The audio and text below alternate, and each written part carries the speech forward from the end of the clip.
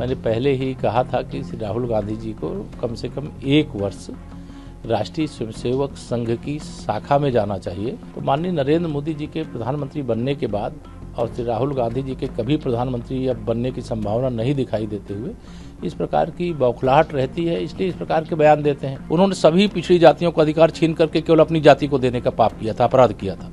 पूरे उत्तर प्रदेश को दंगों की आग में झोंक दिया था। सपा का कोई भविष्य नहीं है, सपा का जहाज डूब चुका है। समाजवादी पार्टी समाप्तवादी पार्टी बनने की ओर बढ़ चुकी है। जो कांग्रेस को अपनी बपौती समझ करके वह लगातार ऐसे बयान देते हैं जिन बयानों का ना उनके पास कोई अंत है और ना उसकी कोई उस संबंध में जानकारी है।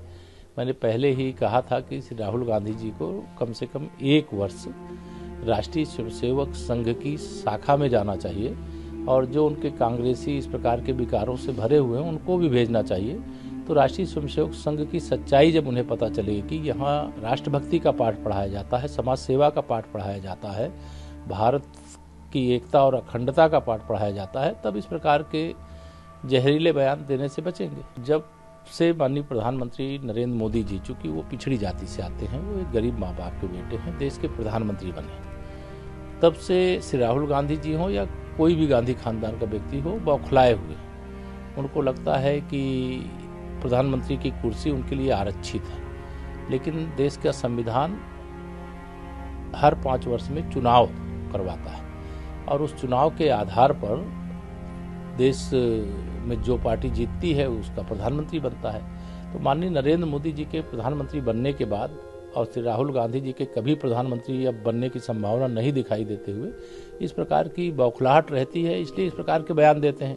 अन्यथा देश में 60 साल से अधिक समय तक तो शासन वो किए और उन्होंने अपने शासनकाल में क्यों नहीं ध्यान दिया, ना गरीबों का ध्यान दिया, ना पिछड़ों का ध्यान दिया, ना दलितों को ध्यान दिया, ना आदिवासियों का ध्यान दिया, ना मुस्लिमों का ध्यान दिया, किसी का ध्यान नहीं दिया। वह केवल इस समय जो भी बयान दे रहे हैं उस बयान का एकमात्र उद्देश्य है किसी प्रकार से समाज को बांटो और किसी तरह से कांग्रेस को वोट मिल जाए और किसी प्रकार से उनको देश की सत्ता मिल जाए, जो असंभव। अखिलेश यादव जी पहले 2012 से 2017 जब वह स्वयं उत्तर प्रदेश के मुख्यमंत्री थे, उनकी सरकार किसके समर्थन से बनी थी?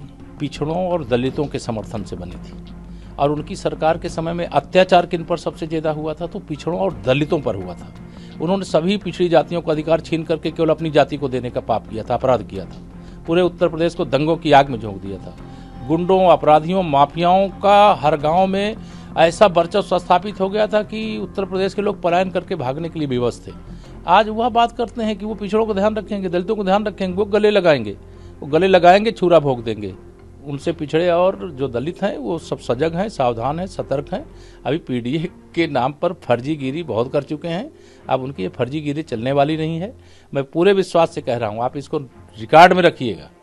2027 का जब परिणाम आएगा तो भारतीय जनता पार्टी 2017 वाली स्थिति में होगी और समाजवादी पार्टी 2017 में जो 47 सीटों पे सिमटी थी उस स्थिति को भी पाने के लिए उसको जद्दोजहद करना पड़ेगा। सपा का कोई भविष्य नहीं है, सपा का जहाज डूब चुका है। समाजवादी पार्टी समाप्तवादी पार्टी बनने की ओर बढ़ चुकी है।